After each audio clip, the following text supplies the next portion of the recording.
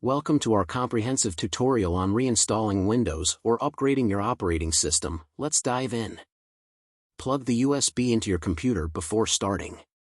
To boot your computer from a USB, power it on and simultaneously press the boot key to access the boot menu.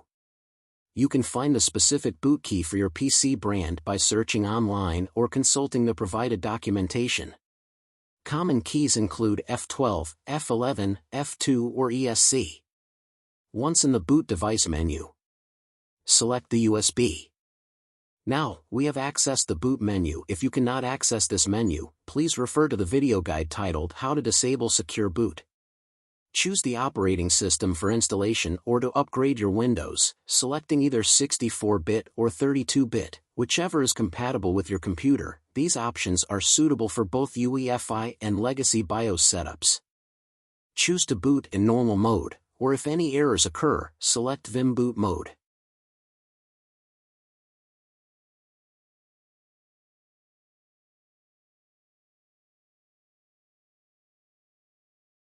Select Custom Install Windows Only.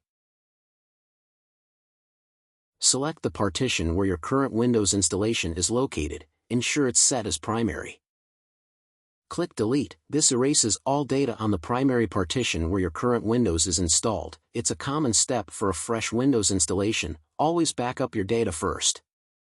Click OK to confirm deletion. In this example, I won't proceed to avoid erasing all data on my computer. After deleting the primary partition, be sure to select again the same partition you just erased, then click Next to proceed with the installation. Now the installation begins. Simply follow the next steps to complete the installation.